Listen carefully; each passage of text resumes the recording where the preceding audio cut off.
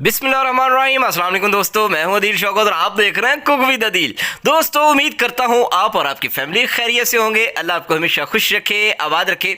आज मैं अपने प्यारे प्यारे दोस्तों के लिए और उनके बच्चों के लिए तिल के लड्डू की रेसिपी लेके आया हूँ, जो कि बन के बहुत ही शानदार किस्म की तैयार होती है। तो चलिए बनाना स्टार्ट करते हैं। बिस्मिल्लाहिर्रहमानिर्रहीम।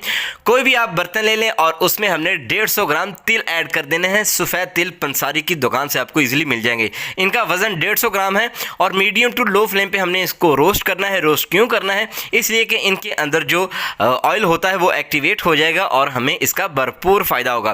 तो जिनके बच्चे रात को सोते वक्त बिस्तर गीला करते हैं, यूरिन कर देते हैं, तो आपको पता है कि ख़ासकर सर्दियों में ये मसला पेश आता है। तो इंशाल्लाह उनके लिए ये मैं रेसिपी बनाने जा रहा हूँ। आप अपने बच्चों को रोज़ाना का एक लड्डू दें, इसका इंशाल्लाह ये मसला हल हो जाएगा। ठीक हो गया?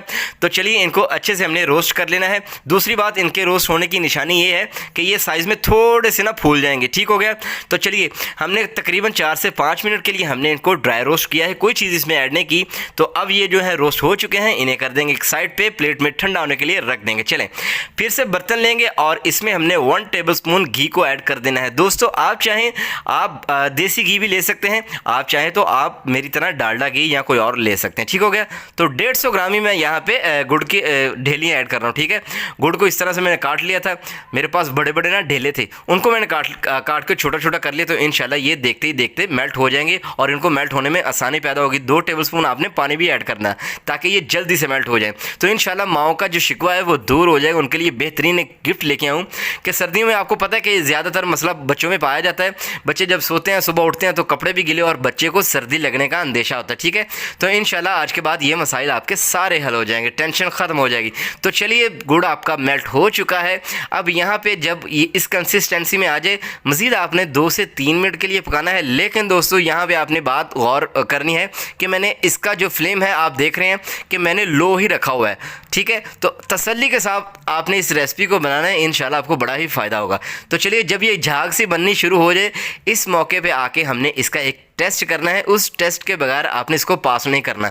इतनी सी चाशनी लेंगे गुड़ की और इसको पानी में डाल देंगे और इसको हमने चेक कर लेना है कि ये रेडी हो चुका है या नहीं। इसका बॉल तो बन रहा है लेकिन ये बॉल थोड़ा सा सॉफ्ट है, तो हमें थोड़ा सा हार्ड वाला चाहिए। ठीक हो गया? तो कितनी कंसिस्टेंसी इसकी होनी चाहिए ये भी मैं आगे चल के आपको बताता हूँ। चलें इसको कर दें एक साइड पे और अब जो है मज़ीद हमने 2 से 3 मिनट के लिए इसे पका लेना है, लेकिन फ्लेम हमारा लो ही रहेगा। ठीक हो गया? क्योंकि इसकी कंसिस्टेंसी एकदम से चेंज हो जाती है, तो इसलिए फ्लेम जो है आपने लो ही रखना है। चले अब जो है फिर से हमने इसको पानी के अंदर डाल के चेक करना है कि हमारा जो हमें जो रिज़ल्ट चाहिए था वो आ चुका है या फिर नहीं। तो ये देखें जी, पानी के अंदर मैंने इसे ऐड किया है और फिर से इसका बॉल बना के चेक करते हैं।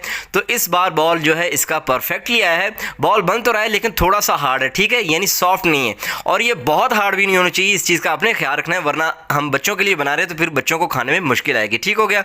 तो चलें जी, अल्हम्दुलिल्लाह वो कंसिस्टेंसी आ चुकी है जो हमें चाहिए थी। तो इसे कर देंगे हम एक साइड पे। तो इस मौके पे आके दोस्तों आपने फ़ौरन से फ्लेम को बंद कर देना है और जो हमने ड्राई रोस्ट किए थे तिल, उनको हमने इसमें ऐड कर देना है। ज़रा लुक चेक कीजिए कि हाँ आज की हमारी जो रेसिपी है कितनी आसानी के साथ हम बना रहे हैं और कितनी खूबसूरत और कितनी अच्छी बन रही है। तो अच्छी तरह से दोस्तों हमने इसकी कर देनी है मिक्सिंग। जितनी मिक्सिंग अच्छी करेंगे रेसिपी हमारी उतनी ही अच्छी बनेगी। तो इसकी एक कंसिस्टेंसी चेक करें। हमने 150 ग्राम तिल लिए हैं, 150 ग्राम ही मैंने गुड़ लिया है, तो ये परफेक्टली तैयार हुए। ठीक हो गया?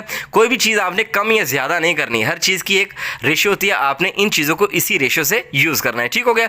चलें जी, अब हमने करना है ये कि इसको थोड़ी देर के लिए ठंडा होने के लिए आपने रख देना है। जब ठंडा हो जाए, आपके हाथ जो है इसके सेक को इसको जो है बर्दाश्त करना शुरू कर दे, तब आपने जो है हाथों को थोड़ा सा पानी लगाना है और इस तरह से आपने जो है इसका बाउल बना लेना है। तो देखें जी कितना खूबसूरत सा लड्डू हमारा रेडी हो चुका है, तिल के लड्डू। तो फाइनल लुक आपको दिखाते हैं जी। अल्हम्दुलिल्लाह दोस्तों बहुत ही खूबसूरत मज़ेदार से तिल के लड्डू आपके बच्चे शौक से खा जाएंगे इंशाल्लाह। तो रोज़ाना का आपने अपने बच्चों को एक लड्डू देना है इंशाल्लाह विद इन 7 डेज़ आप खुद मुझे कमेंट करके कहेंगे कि आपकी रेसिपी का भाई हमें बहुत फ़ायदा हुआ। दोस्तों अगर आपको लगता है कि मैंने कुछ आपको अच्छा सिखाया, बताया, दिखाया तो प्लीज़ चैनल को ज़रूर सब्सक्राइब कीजिएगा। वीडियो को लाइक शेयर करना मत भूलिएगा। आपसे मुलाकात होगी इंशाल्लाह नेक्स्ट वीडियो में। अपना बहुत सारा ख्याल रखिएगा। अल्लाह हाफिज़।